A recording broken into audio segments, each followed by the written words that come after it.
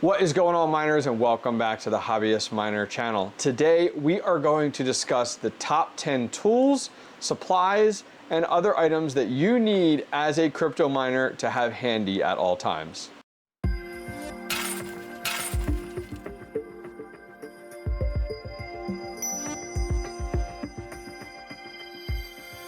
All right, miners, I have had the pleasure of surveying 12 different crypto miners in the scene. Some of these people are content creators. Some of these people are just very well active and known in the scene. Some of these people are just miners. They're not even content creators, but they're all, at the end of the day, crypto miners just like you and I.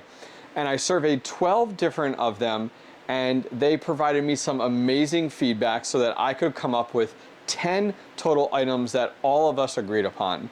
So right now, I've had the opportunity to work with on this video. I'm looking at a screen right here to read them off. Vishtang, Seb Fintech, Rabid Mining, Anonymous Miner, Mad Electron, Chump Change, Max Voltage, Vega Serpent X, Red Fox Crypto, Mining Chamber, Red Panda Mining, and finally DJ Mines. So between all 12 of us, we've gone ahead, put our heads together, and come up with a list of 10 items that we believe if you're a new crypto miner or an existing crypto miner, it would be phenomenal for you to have these items on hand, ready to go as a miner. So let's go ahead and jump into number one. Alrighty guys, item number one is a voltage meter. Everybody that I chatted with agreed upon this. This was like the bread and butter as a crypto miner. And you might go, well, why? Why do I need a voltage meter? Well, first off, you want to be safe. You want to know exactly how much electricity that your rig is using to make sure that you're not over consuming the amount of watts capable on the circuit that you currently have your mining rig plugged into.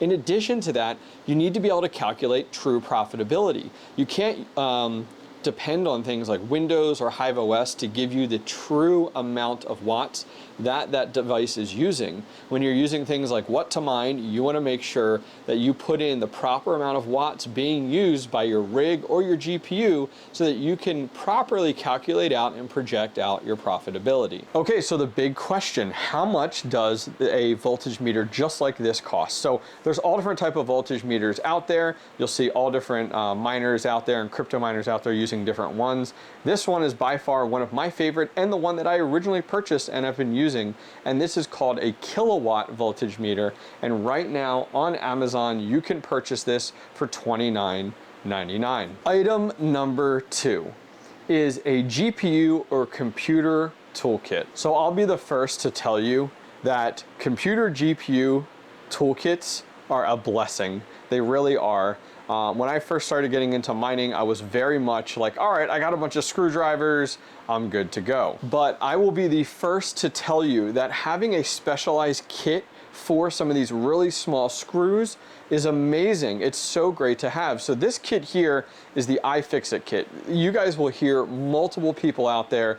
Everybody agreed from the group of crypto miners that I surveyed, an iFixit kit, an iFixit kit, an iFixit kit. The iFixit kits have everything you need. It's magnetized. It has all these super small bits, these star bits that you need. And then in the middle, you guys can see things like really small tweezers or different tools in order to peel back different areas. This kit is amazing. You never want to be in a situation where like, oh, you don't have the right screwdriver, or you can't open up this GPU because you don't have this bit, or I wish I had something that I could get in there to pry this back. A toolkit like this, I have found, has been perfect and has worked really well for me. Now, these toolkits, they do come with a price tag though. The iFixit toolkit that you see in front of you right here runs about $69. Now, there's lots of other ones out there. Feel free to pick them up. They work really well, but I have found, and many of us have really come to the consensus, that the iFixit toolkit is the best item to recommend for number two. All right, number three. Some type of test bench. It doesn't need to be this Thermaltake one. This Thermaltake one is amazing, and thank you very much to Shinji for selling it to me.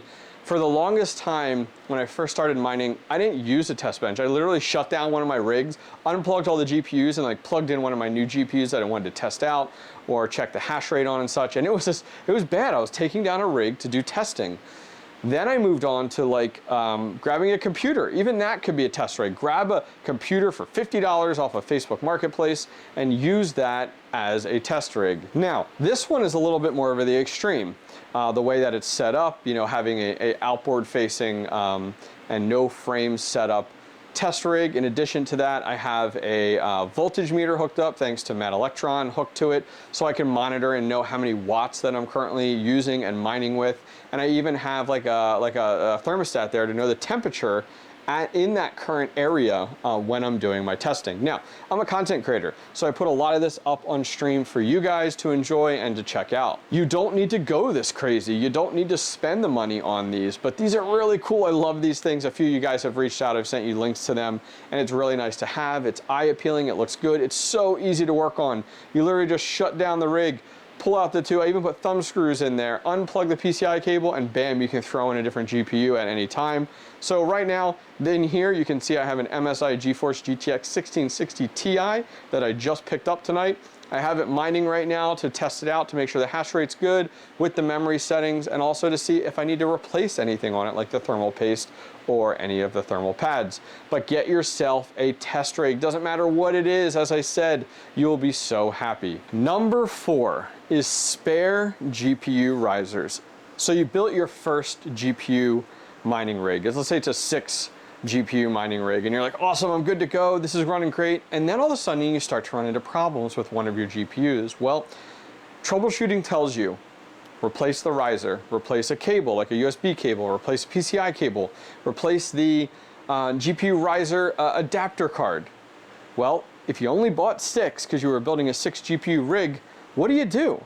You don't have really any options to start to troubleshoot. So we all agreed that one of the top 10 things to have is additional GPU risers. Now, does the brand of GPU risers need to be gpurisers.com? No, absolutely not. You can have ones that you've bought off Amazon or Alibaba. Just have a set of GPU risers readily available.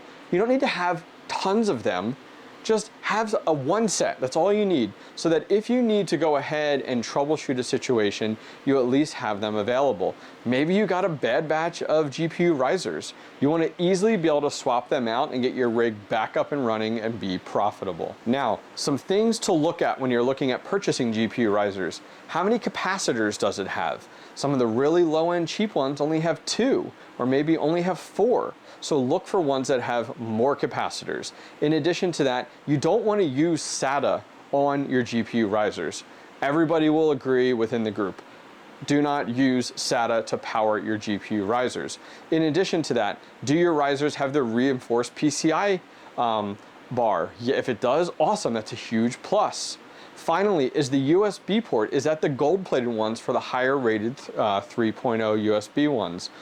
And finally, for me, that I like to use a lot is, do the GPU risers have LED indicators on them?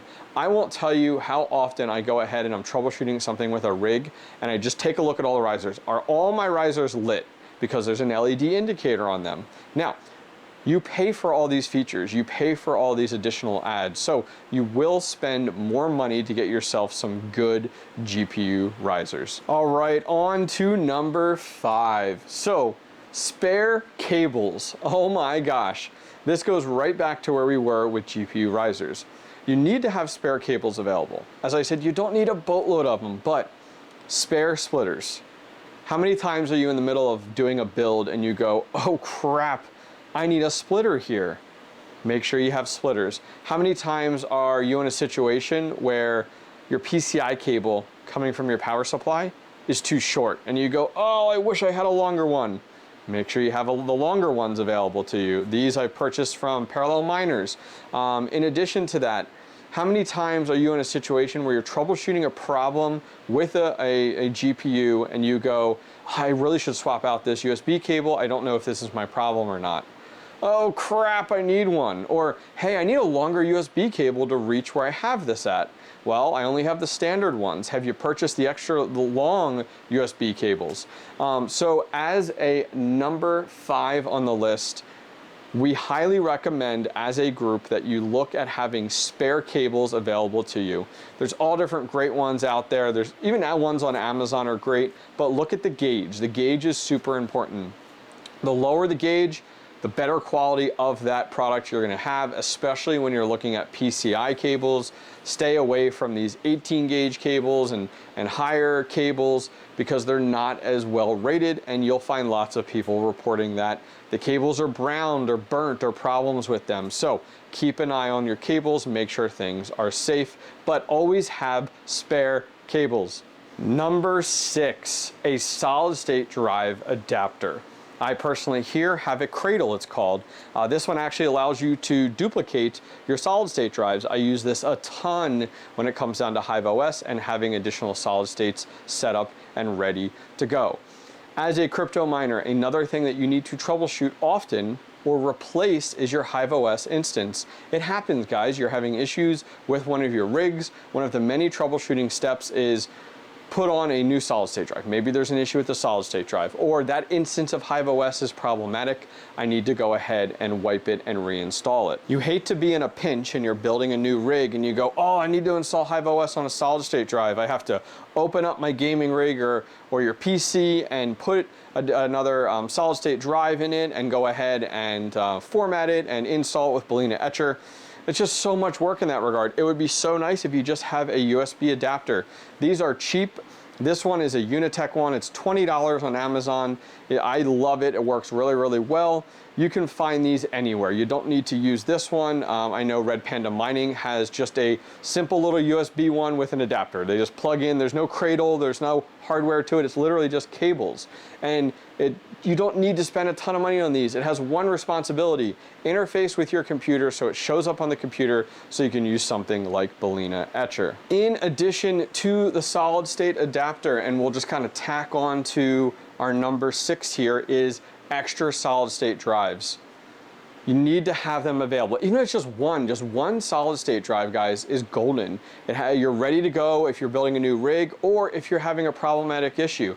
I have had this issue many times where I'm like, all right, I'm done troubleshooting this rig. Let me grab another solid state drive, pop it in to my dock, and go ahead and put a new version of HIVEOS on it. It's happened to me before. I literally found at one point I had a problem with a solid state drive that every single time I applied the flight sheet, it crashed. And it was over and over and over again.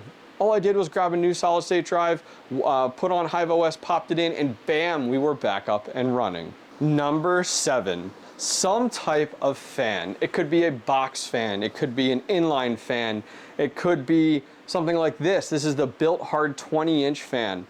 You need a fan of some kind. You're gonna run into it where all of a sudden you're like, man, this rig is constantly overheating. What do I do? You're getting upset by it. This is a quick fix. This Built Hard fan is $59. I found this directly on Amazon. It pumps out 5,200 CFM. These things work amazing. I can't tell you guys how many situations I've been in where all of a sudden it's a fall day and it's a warmer fall day and I need to get cooler air into my mining room because of the fact of the outside warm air is just completely unexpected for that time of year. And it's like, oh crap, what do I do? I need something quick and easy. Bam, this is it. And it doesn't need to be something like this. You could go to Walmart, you could go to Target and buy a $20 box fan. Perfect, sold. It's exactly what you need. But number 7, guys, have yourself some type of cooling fan readily available. Number 8 is an electric blower tool. This was a big one from Mining Chamber, and I totally agree with it. GPU maintenance is not exactly lackluster. It's not a ton of fun, but it is a necessary evil. Now, do you need this exact model, the X-Power electric air blower? No, you don't. You could use compressed air, which I don't agree with as much with the moisture, but you could also use like a compressor, like somebody like Chump Change uses, but you need one of these. Every once in a while, you do need to go ahead and clean your GPUs. I like to go ahead and make myself a spreadsheet of when I've cleaned them, when I've replaced the pads, and when I've replaced the thermal paste. I've fallen behind on it, but I really need to get back into it. These types of blowers make things so much easier, and they vary in price, anywhere from $30, $40 to $50, but they work amazing. You plug it in, you hook it up, they push so much air through, and you can blow out the heat sinks, you can blow out your fans, blow out your cards. Now, I always recommend when you're using these on your GPUs, hold your fans so that they don't spin faster than what they're rated for, because these blower tools are no joke. In addition to that, have fun with it. I mean, dude, there are some crazy GPU that are so dirty that I have, and when I blow them out, it is so satisfying as a miner to know that my card is as clean as it can be and back up and running optimally. Okay, so number 9, there's no like good way to put this on camera. These things just, you can't make them look good, I'm sorry. Number 9 is some way to cable manage. If it is zap straps or Velcro straps, if it is rubber bands, if it is zip ties, some method in order to manage your cabling. If it is on the rig itself, within the PCI cables, or your fan cables, or if it is your Ethernet cables or your power cables, some methodology to keep things organized and clean. You do not want to run into situations where you have rat's nest everywhere and you can't go ahead and trace down cables in a pinch, or let alone, you know, you're concerned because your cables are everywhere and anywhere, that if there's a fire hazard. You know, keep things organized, keep things cleaned. You don't need to go nuts. You don't need to, you know, be pure insanity when it comes down to these things, but you do need to have some organization within your cable management. You can find all this stuff at your local hardware store, your Home Depot, your Lowe's, your Walmart. You can find them on Amazon, whatever works for you, but it is always great to have these readily available. I use these a ton on my rigs when I'm trying to bundle cables together, like, oh, I got all these fan cables together, what do I do with them? Put them all together, put a zip tie in it. If I want to go ahead and put a rig on a metal rack, I will go ahead and Velcro the power cables and the Ethernet cables directly to the rack all the way down to the floor, so that I don't trip over them, so they don't get caught on something or snagged on something and then rip out of the rig or anything terrible like that. Number 10 is a portable screen of some kind. Dude, when I remember when I first got into crypto mining, I was like detaching my monitors from my mounts to hook them up to my rigs when they like weren't booting right or something was a problem. So I recommend, and the group recommended definitely, everybody was like, bam, bam, bam, the 7-inch small screens, grab them, they're amazing. So the 7-inch small screens that you see here, they are amazing. I just picked it up within the last month. Kudos to ChumpChain XD for recommending it. It is a small, it's almost like a Raspberry Pi screen. It's actually like a touch screen. Not that I use the touch screen, but it's powered via USB. So you come up on your GPU mining rig, you plug this in via USB, and then there's an HDMI port on the side. And you can plug from there directly into your GPUs or into the motherboard, and bam, you can see what's going on. Now, you don't need to necessarily spend the money on one of these smaller screens if you just have a spare other screen sitting around. Like this one here, this Acer monitor I have available. I used that for a while, and it works great. It's a little bit bigger, a little more sluggish versus something that's small like this. And a lot of people will keep these screens and hook them up directly to the rig and keep it hooked up to the rig or mount it directly to the frame of the rig. One, they like the look of it. They can look over and see, you know, the hash rate going by on the miner screen, and it works out nicely. So you don't need to spend a fortune on a portable screen or a monitor. You know, it could really be anything that you guys have readily available to you. You know, whatever works for you in your situation. So those are 10 items, plus some a little bit here and there, that we as the crypto mining community recommend for you as fellow crypto miners. You might agree with us, you might disagree with us. What I'd love to see though is leave a comment down below if you feel we missed anything. Is there anything that you have found that you'd like to share with the community that is a tricks of the trade, is a tool that you find that you can't live without as a crypto miner? Leave a comment down below. I'd love to go ahead, follow up, read, and comment and leave feedback on those items. In addition, huge shout outs to everybody involved that helped me create this video. I'll have links to all the other crypto miners and YouTubers down below that did help me put together this video and this list for you guys. If you guys enjoyed this video, go ahead and give the video a thumbs up. As Seb Heslo says, one of these, and I'll see you guys next time. Take care.